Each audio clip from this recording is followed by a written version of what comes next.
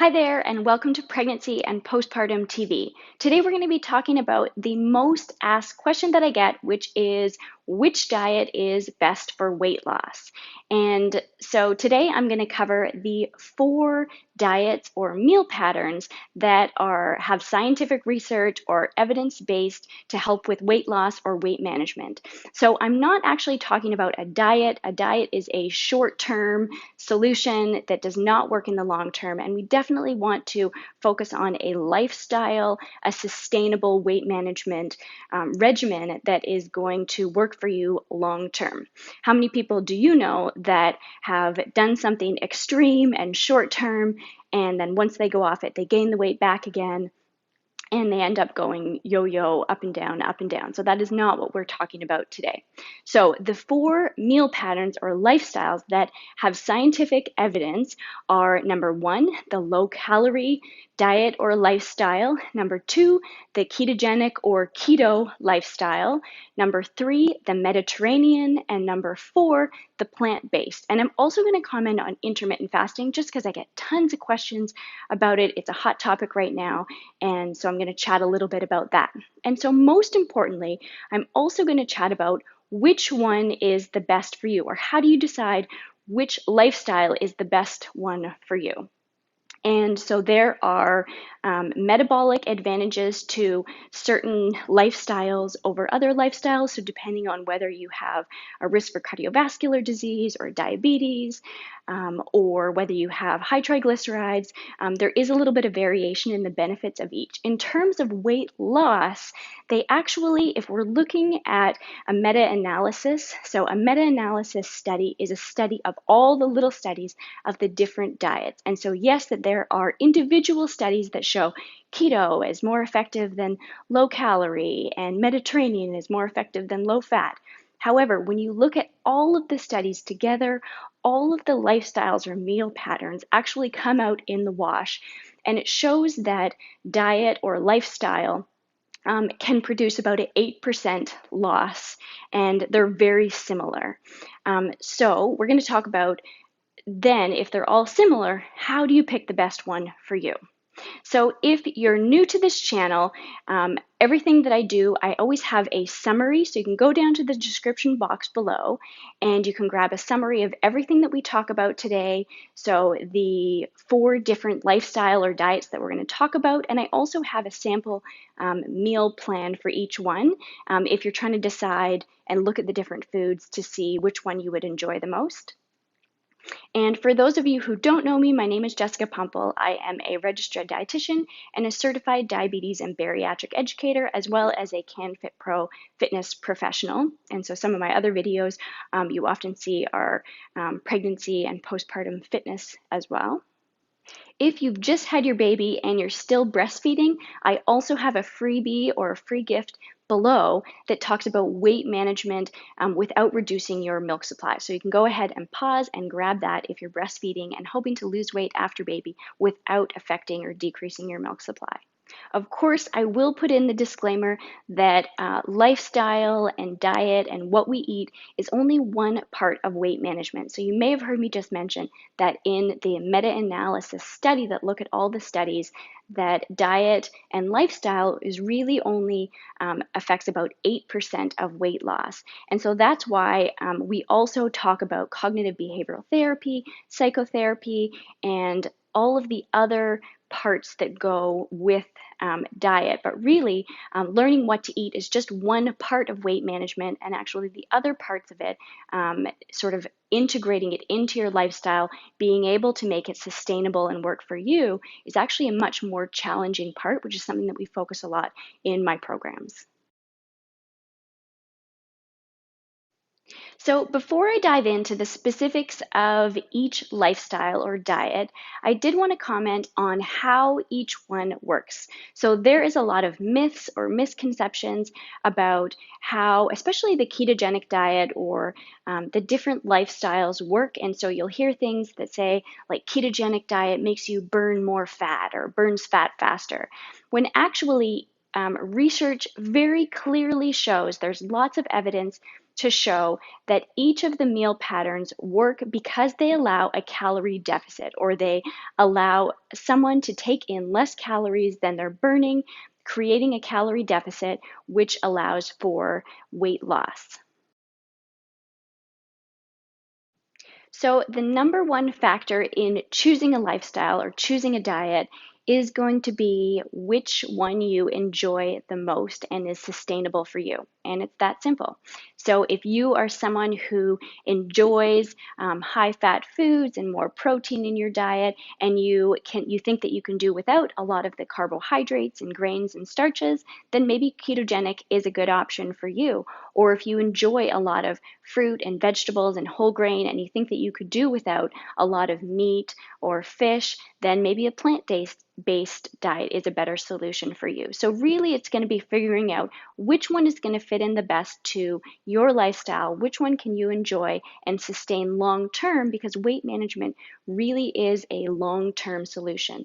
So everyone has different metabolisms and hormones, and research really clearly shows that weight loss is actually the easy part. People can lose weight, but it's maintaining that weight loss that is the difficult part. So when people lose weight, their hormones change. For example, their ghrelin or their appetite hormone goes up to make them feel more hungry. And as you lose weight, you become smaller and you need less calories. And so that also is a factor in maintaining weight loss. So you not only have to pick a lifestyle, but you have to be able to maintain it long term. So the first lifestyle or diet that I'm going to talk about is the low calorie diet. And so this would give someone a lot of flexibility in the types of foods that they enjoy, and they're just trying to stay within their calorie budget. So if you like numbers, or you enjoy using recording and using an app, then this might be a good solution for you. If you're someone who doesn't like recording your food and watching your calories and things like that, then this one probably isn't a good solution for you. But this one works really, really well in a lot of research, as well as I have a lot of clients who say that this works well for them because it gives a lot of flexibility in what they eat, as well, and they just have to sort of stay within their calorie budget. I will say that it's not all just about quantity, and it is definitely about quality as well. And so if you think about calorie density, if you're having lots of high fat foods or high processed foods, it's very easy to add up your calories very quickly and not feel full or not feel satisfied. And then it's hard to manage your hunger and your satiety cues later if you haven't chosen lots of fruit and vegetables and whole grain, which really create that bulkiness in your stomach and help keep you feeling full. So I'll also quickly comment on the very low calorie diet. So a low calorie diet is sort of considered creating a calorie deficit of about 500 to 1,000 calories per day, and that would sort of equate to 1 to 2 pounds a week. However, this is different for everyone because of different metabolisms and hormones. But that's sort of if you look at the calorie equation, that's what it sort of should work out to, but it doesn't always work out that way. But the very low calorie diet would sort of be going down to 800 calories or less.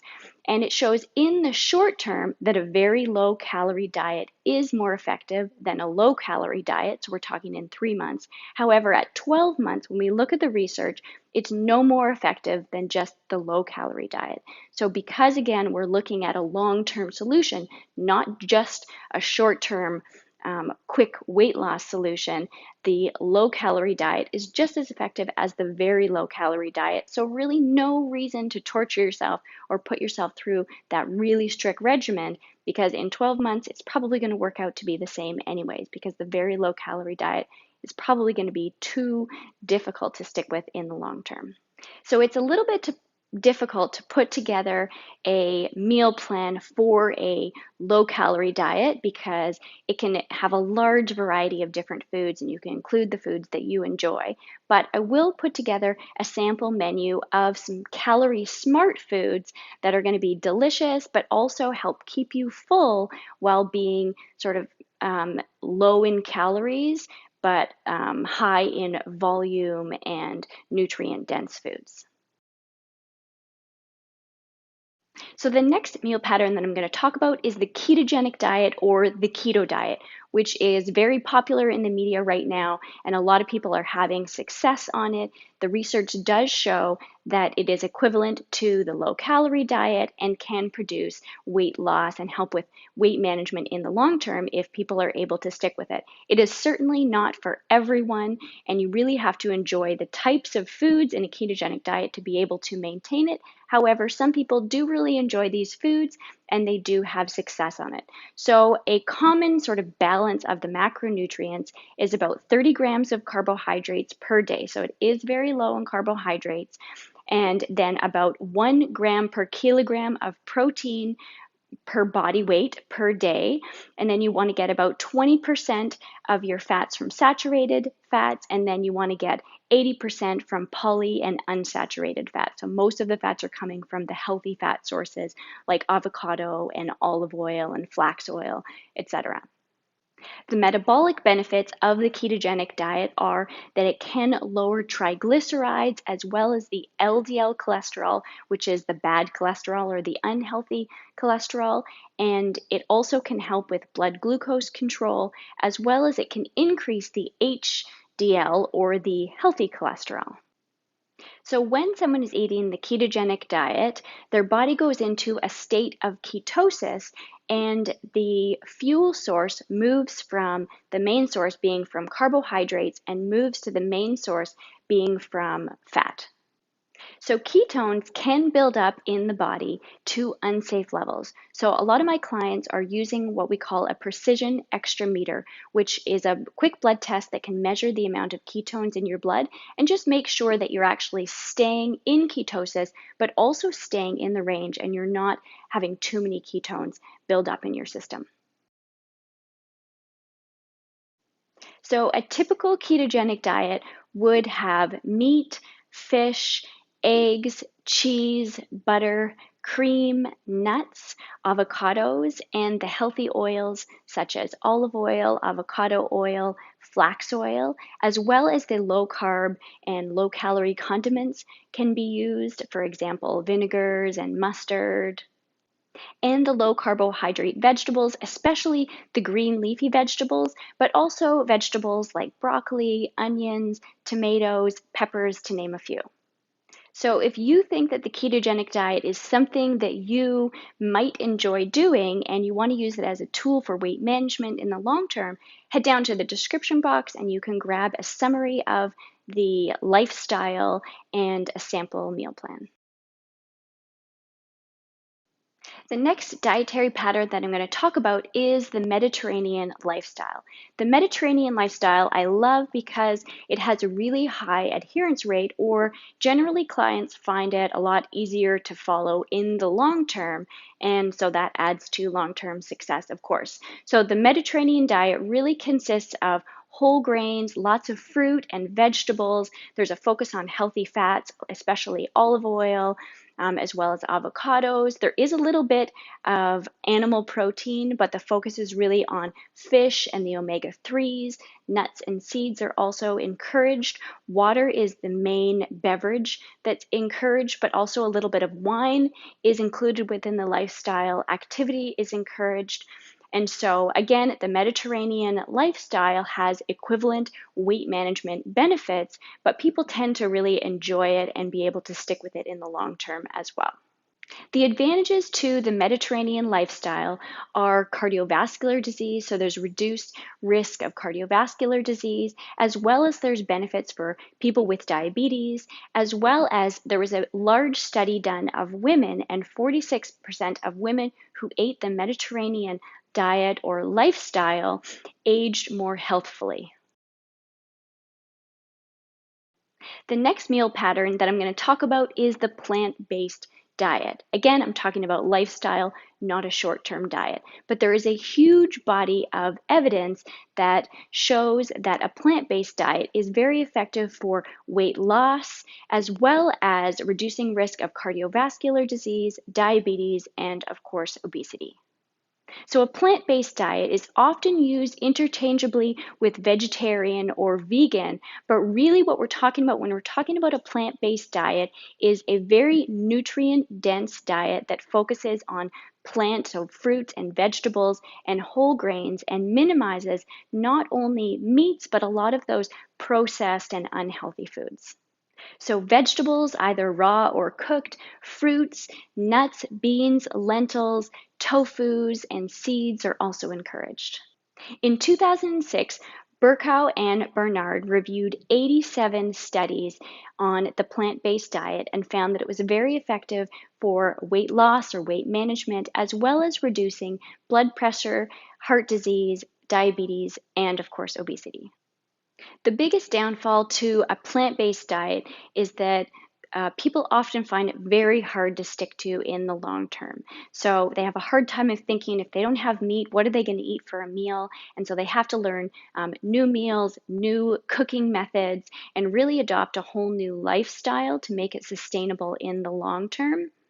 And they have to learn how to cook beans and lentils and tofu and these other vegetarian source of proteins in order to not become protein deficient.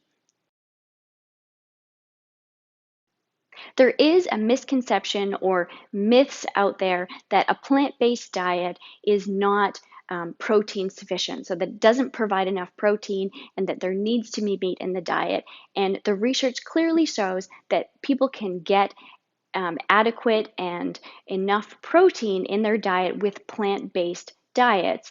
However, you have to replace the meat protein with a vegetarian source of protein, such as beans and legumes, lentils, tofu, nuts, and seeds. So if you're interested in a plant-based diet for weight management, you can go down to the description box and I've got a summary of what a plant-based diet looks like, as well as a sample menu.